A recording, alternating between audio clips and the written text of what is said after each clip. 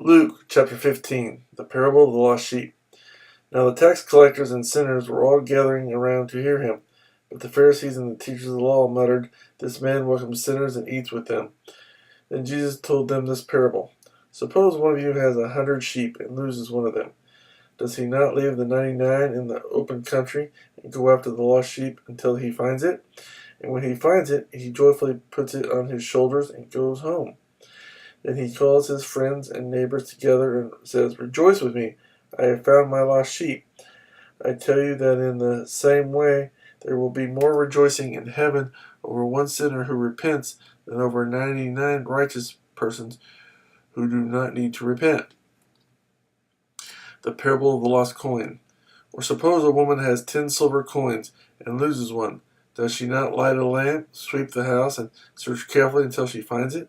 And when she finds it, she calls her friends and neighbors together and says, "Rejoice with me, I have found my lost coin." In the same way, I tell you, there is rejoicing in the presence of the angels of God over one sinner who repents. The parable of the lost son. Jesus continued, "There was a man who had 2 sons. The younger one said to his father, 'Father, give me my share of the estate.' So he divided his property between them. Not long after that, the younger son got together all he had, set off for a distant country, and there squandered his wealth in wild living. After he had spent everything, there was a severe famine in that whole country, and he began to be in need. So he went and hired himself out to a citizen of that country, who sent him to his fields to feed pigs. He longed to fill his stomach with the pods that the pigs were eating, but no one gave him anything. When he came to his senses, he said, 'How many of my father's hired men have food to spare, and here I am starving to death? I will set out and go back to my father and say to him, Father, I have sinned against heaven and against you. I am no longer worthy to be called your son. Make me like one of your hired men.'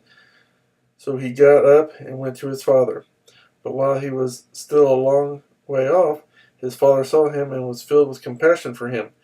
He ran to his son, threw his arms around him, and kissed him.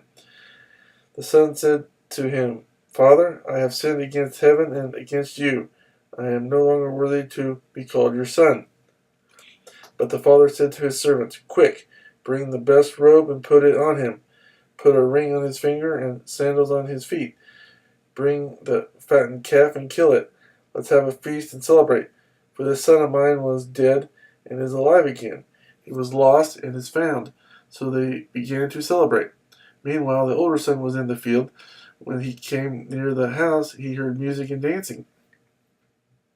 So he called one of the servants and asked him what was going on. 'Your brother has come,' he replied, 'and your father has killed the fattened calf because he has him back safe and sound.' The older brother became angry and refused to go in. So his father went out and pleaded with him. But he answered his father, 'Look, all these years I've been slaving for you and never disobeyed your orders, yet you never gave me even a young goat so I could celebrate with my friends. But when this son of yours, who has squandered your property with prostitutes, comes home, you kill the fattened calf for him.' 'My son,' the father said, 'you are always with me, and everything I have is yours. But we had to celebrate and be glad because this brother of yours was dead and is alive again. He was lost and is found.'"